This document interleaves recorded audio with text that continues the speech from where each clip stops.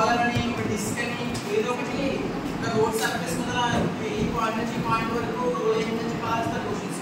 నార్మల్గా కాన్సెప్ట్ ఇది అయిన తర్వాత క్వశ్చన్ పేపర్లో క్వశ్చన్స్ అవ్వలేదు నేను బాగుంటుంది.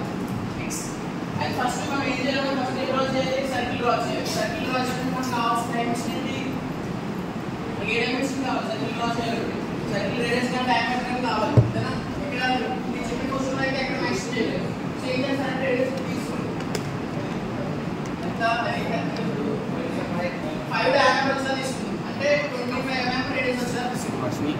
Normal first vertical axis draw చేసుకొని సెంటర్ పెట్టుకొని ఆ సెంటర్ నుంచి సర్కిల్ డ్రా చేయాలి.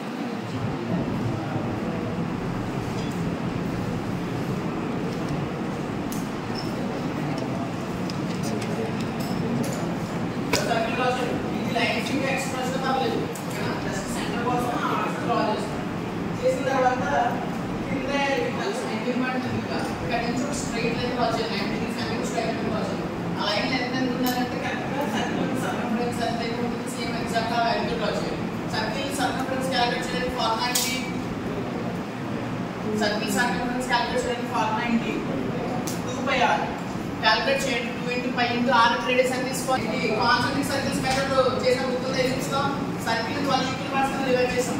పైన ప్రొట్రాక్టర్ పెట్టి పైన 6 పార్ట్స్ మళ్ళీ కింద డివైడ్ చేసి 6 పార్ట్స్ సర్కిల్ ని 12 ఈక్వల్ పార్ట్స్ గా డివైడ్ చేయండి. సర్కిల్ డివైడ్ చేసిన తర్వాత మనం ఏదైతే సర్కంఫరెన్స్ వాల్యూ తో లైన్ డ్రా చేసామో స్ట్రైట్ లైన్ దీన్ని కూడా సేమ్ 12 ఈక్వల్ పార్ట్స్ చేయాలి. అంటే మనకి సంబంధించిన డివైడెడ్ బై 12 చేయండి. ఎంత వస్తే ఆ వాల్యూస్ తో పాయింట్స్ పెట్టుకుంటే సేమ్ రెండు కూడా ఈక్వల్ నెంబర్ ఆఫ్ డివిజన్స్ చేయాలి. ఓకే చేయండి. సర్కిల్ ని డ్రా చేయండి నార్మల్ ప్యారల్ గా